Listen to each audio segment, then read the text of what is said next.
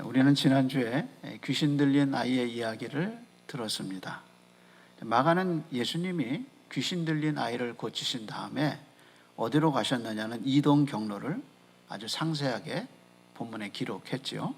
30절에 보면 그가 그곳을 떠나 갈릴리 가운데 지날새 예수께서 아무에게도 알리고자 아니하셨다, 이렇게 나옵니다. 여기서 그곳을 떠났다는 말은 베드로의 신앙 고백을 했던 가이사랴 빌립보, 귀신 들린 아이를 고쳐줬던 가이사랴 빌립보를 예수님이 떠나신 거죠. 그래서 그것을 떠났다는 말은 가이사랴 빌립보를 떠났다는 말입니다. 그런데 왜 마가는 예수님의 이동 경로를 이렇게 자세히 우리에게 소개하고 있을까? 그 이유가 뭘까?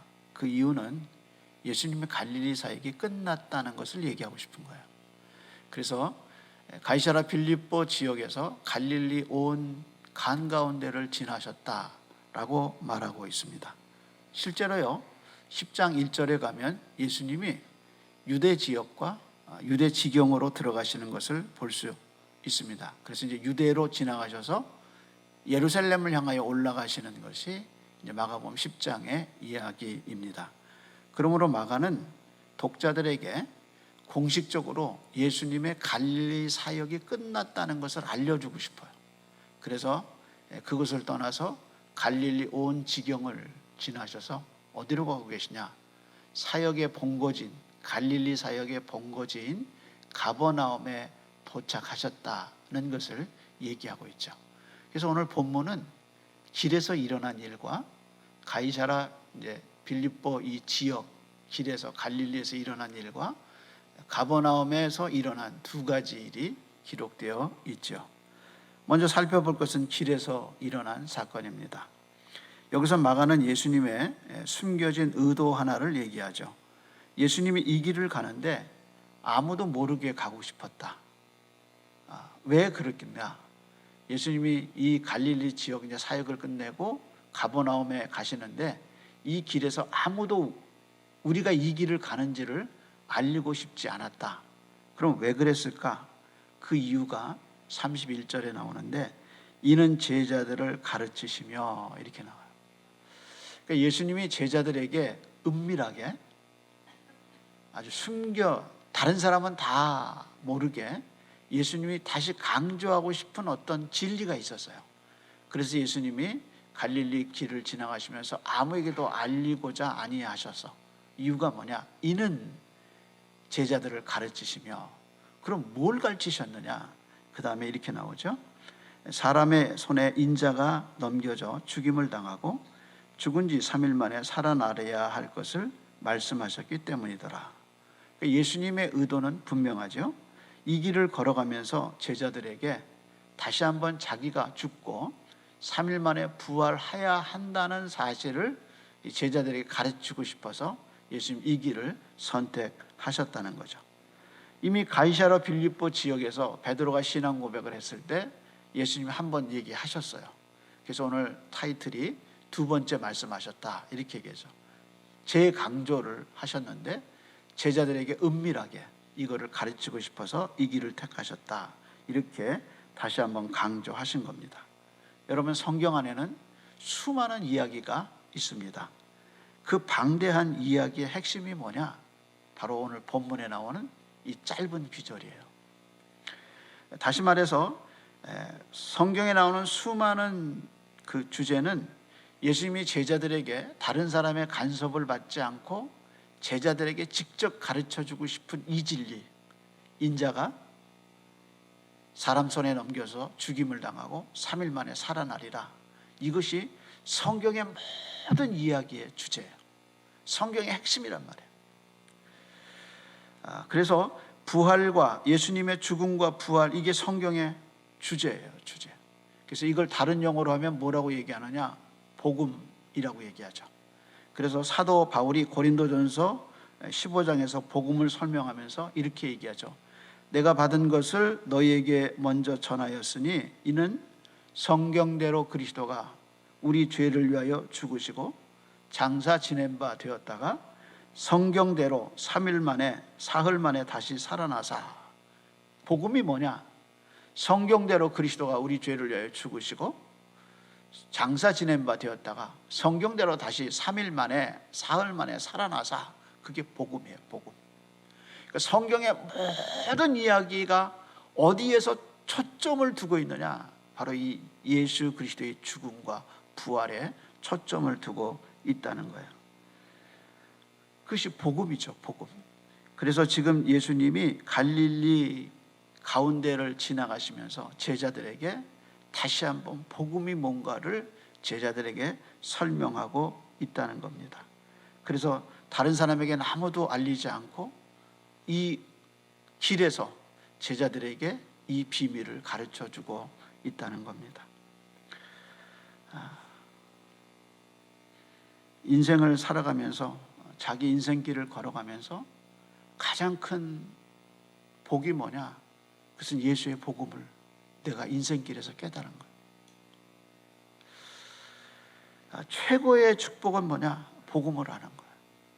예수가 내 죄를 위해 죽으시고 예수가 나 때문에 다시 살아나셨다는 이걸 내 길에서, 내 인생길에서 예수님이 나에게 은밀하게 가르쳐 주신 분, 성부 하나님이 이것은 내가 혈육이 아니라 하늘에 계신 내 아버지께서 네게 가르쳐 주셨다는 진리처럼 나의 이 고독하고 외로운 인생길, 여기에 목자 되신 예수님이 내가 너의 목자고 내가 너의 하나님이다 라는 사실을 내 인생길에서 가르쳐 주셔서, 갈릴리 온 길에서 이 진리를 가르쳐 주신 주님이 우리에게 이 진리를 가르쳐 주셨다는 거예요.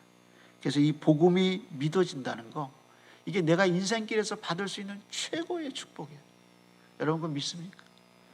정말 내 인생길에서 내가 예수 믿게 된 거, 하나님을 알게 된 거, 이것처럼 큰 복이 어디 있어요? 그래서 갈릴리 온 길을 가면서 제자들에게 이 진리를 가르쳐 주셨듯이 우리가 이 은혜를 받아서 이렇게 예배하고 있다는 겁니다. 근데 32절에 보면 제자들이 이걸 못 깨달아요. 그래서 이 말씀을 깨닫지 못하고 묻기도 두려워하더라. 그 이유가 뭘까? 그건 제자들이 길에서 논쟁한 이유와 같아요. 그래서 자연스럽게 이 첫 번째 길에서 이야기는 이제 가버나움의 예수님의 질문과 이어지는 것을 볼 수 있습니다. 그래서 예수님이 가버나움에 도착하셔서 제자들에게 물어보시죠. 너희들이 길에서 토론한 것이 무엇이냐? 그렇게 물으셔요. 34절에 그들이 잠잠하고 말을 안 해요. 왜냐하면 이는 길에서 누가 크냐고 서로 쟁론하였다 라고 나오죠. 정확하게 말해서는 단순하게 누가 크냐 이걸 얘기한 게 아니에요. 이게 비교급이에요. 비교급.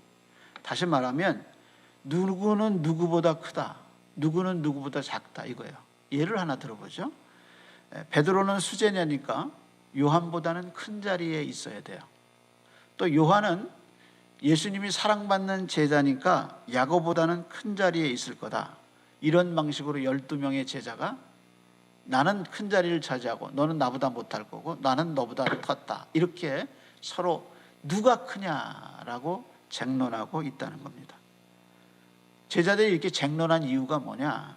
그것은 예수님이 갈릴리 사역을 끝내고 수도인 예루살렘에 올라가면 그 왕국, 예수님의 왕국에 누가 큰 자리를 차지할 것이냐를 토론하고 있던 거예요. 그래서 예수님이 이미 2번씩 자기가 예루살렘에 가서 사람 손에 넘겨져 죽게 될 것이라고 말하고 있는데, 제자들은 예수님이 예루살렘에서 왕이 되는 게 아니라 죄인이 된다는 말이 이해가 안 가요. 그리고 예수님이 능력을 행하시는 예수님이 정권을 잡아야 되는데 예수님이 무능하게 십자가에 죽을 것이라고 얘기하는 게 이게 믿어지지 않는 거예요. 그래서 제자들이 묻는 자도 없고 또 묻기도 두려워했다 하는 이유가 바로 여기 있어요. 그들은 예루살렘에서 영광을 보기 원했는데 예수님은 영광이 아니라 자기의 죽음을 얘기하고 있다는 겁니다. 그래서 침묵하고 있어요. 그때 예수님이 제자도를 설명하신 거예요. 그때 예수님이 어린아이 하나를 안으시죠. 학자들은 이 어린아이가 베드로의 아이다라고 얘기하는 분도 있습니다. 그게 모르죠. 그래서 어린아이 하나를 안으시고 예수님이 이 말씀하시기를 이 아이를 영접하면 나를 영접하고 나를 영접하면 나를 보내신 하나님을 영접하는 것이다 라고 본문에서 이야기하십니다. 그래서 우리는 왜 예수님이 어린아이를 안고 이런 말씀을 하셨느냐 하는 당시 어린아이에 대한 이야기를 우리는 좀 생각해 봐야 합니다. 예수님 당시 어린아이는 남자와 여자가 서로 다르죠. 남자 선호사상처럼 남자가 더 우대받던 시대입니다. 그래서 당시 로마 시대에는 신생아가 여자아이로 확인되면 그 여자아이를 길에다 버리는 경우가 있었습니다.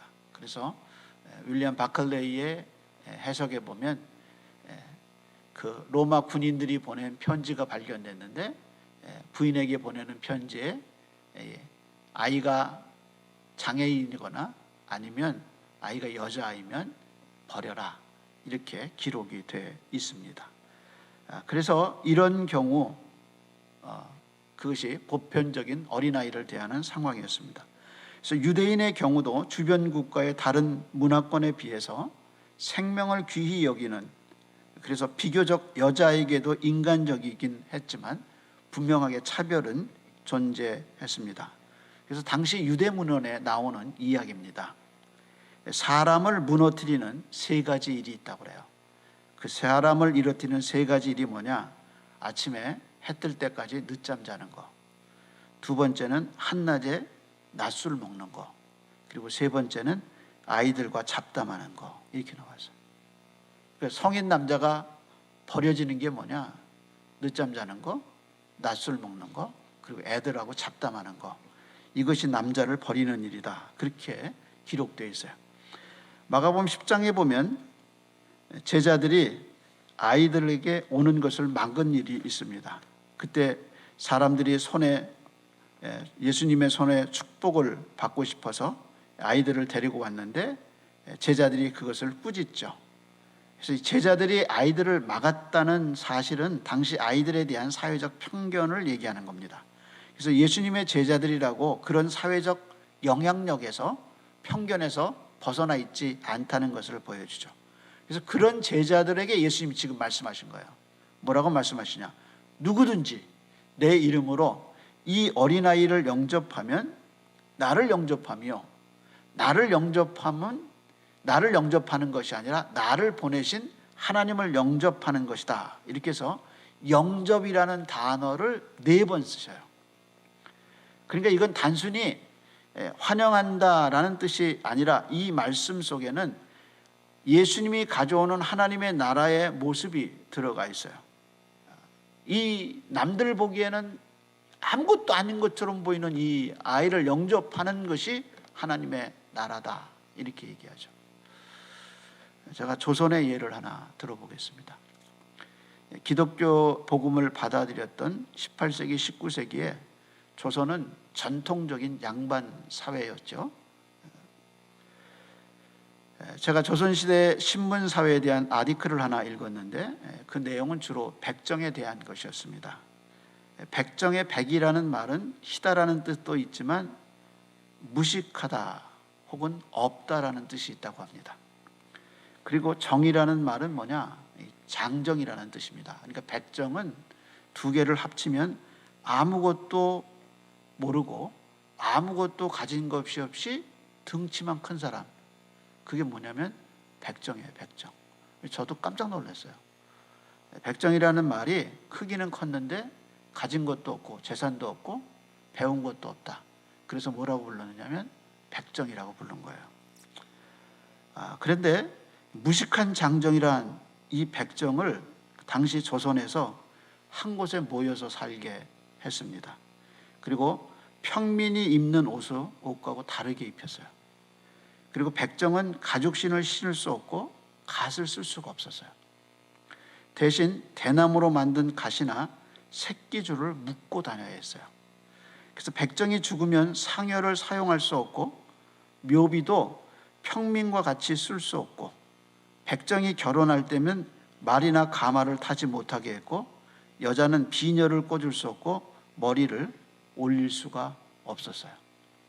그리고 백정은 호족을 따로 관리되어서 출생하고 사망하고 도망하는 변동 상황을 조사해서 임금께 직접 보고했다고 그래요. 한마디로 조선시대 백정은 신분 상승의 탈출구가 없는 거예요. 그래서 아버지가 백정이면 아들도 백정이에요. 아들이 백정이면 손자도 백정이에요. 대대로 백정이에요. 그냥 그 자리에서 살아야 돼요. 그래서 백정이 양반집 어린아이를 만나면 양반집 어린아이가 백정에게 존칭을 사용하지 않아요. 아무리 백정이 할아버지라도 어린아이가 하대했어요. 그런 현실에서 복음이 들어갔어요. 그래서 1895년에 한국 교회사에 보면 이 백정 마을에 복음이 들어갔어요. 그래서 박성춘이라는 백정이 선교사를 통해서 예수를 믿게 됐어요. 그래서 이 사람이 양반들이 나가는 교회를 나가게 됐어요. 그래서 박성춘은 백정 마을에서 다니면서 백정으로 태어나 사람 대접을 못 받던 우리가 사람 대접을 해주는 종교를 만났다. 그 종교가 예수교다. 그러고 다녔어요. 그래서 복음을 증거해서 그래서 그들이 양반교회에 나오게 됐습니다. 그때 양반교회가 난리가 난 거예요. 백정이 어떻게 교회에 나올 수 있느냐 난리가 났어요. 그래서 그 백정이 나오는 교회가 둘로 갈라졌어요. 그리고 나중에 이 두 교회가 합치게 됐는데 그 두 교회 통합교회에 백정 출신인 박성춘 씨가 장로님으로 봉직하게 되죠. 이게 3.1운동 만세 사건의 주역이 된 승동교회의 초창기 이야기입니다. 백정이 어떻게 교회 나오게 되느냐. 백정으로 태어나서 평생 사람 대접 못 받은 내가 사람 대접 받는 종교를 만났다. 그것이 바로 예수교다 하고 복음을 전했어요. 여러분, 그게 교회입니다. 그게 하나님의 나라여야 하는 겁니다. 그래서 로마서의 이름만 전문적으로 연구하는 피터 람프가 로마서 16장을 분석하면서 이런 결론을 내렸어요. 16장에 나오는 로마 교회의 명단은 유대인의 이름과 이방인의 이름이 섞여 있는데 이방인의 경우는 대부분 이름의 출처가 노예라는 사실을 알 수 있다고 그랬어요. 예를 들어서 브릭실라와 아굴라, 안드로니고와 유니게는 유대식 이름이에요. 그런데 헤메나나 올람보는 당시 노예들의 대표적인 이름이라는 겁니다. 그리고 10절에 보면 아리스토볼로는 당시 헤롯 대왕의 손자로 로마에서 이주해서 로마 시민으로 살다가 죽은 왕족이라는 겁니다. 근데 그 로마 교회 안에 나기수는 노예로 알려 있는데 황제에 의해서 자유인이 된 당시 저명한 사람으로 알려져 있습니다. 그러니까 로마 교회 그 작은 여러 개의 교회 안에 왕족도 있었고 노예였다가 신분 상승을 한 사람도 있었고 아니면 노예로 사는 사람들이 그냥 있었어요. 근데 왕족과 노예가 함께 하나님을 찬양하는 교회 안에 같이 있었다는 겁니다. 그것이 바로 로마 교회의 특성이죠. 여러분, 역사에서 무력으로 계급 구조를 역전시키고 타파한 것이 공산주의입니다. 그리고 민족주의 인종 분쟁입니다. 무력을 통해서 힘이 없던 사람들이 힘 있는 사람을 몰아내고 다시 그 자리에 지배하는 자리에 올라가서 자기가 받은 고통보다 더 많은 고통을 주는 것이 세상의 역사의 흔적입니다. 그런데 복음은 다릅니다. 복음은 주인이 노예를 섬기고 왕이 신하를 섬기는 하나님의 나라의 모습을 갖고 있습니다. 그래서 계급 투쟁을 통해서 바뀐 게 아니라 복음 때문에 계급을 가졌으나 남을 통치하지 아니하고 섬기게 되는 것, 그것이 복음의 힘입니다.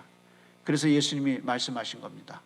이 어린아이 하나를 영접하면 나를 영접하는 것이요, 나를 영접하면 하나님을 영접하는 것이라고 얘기하고 있습니다.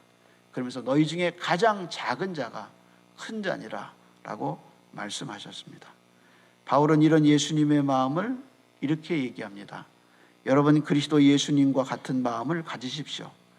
그분은 본래 하나님의 모습을 지니고 계셨지만 하나님과 동등하게 되려고 생각하지 않으시고 오히려 자기를 모든 특권을 버리시고 종의 모습으로 사람들과 같이 되어 사람의 모양으로 나타나셨으니 자기를 낮추시고 십자가에 달려 죽기까지 순종하셨습니다.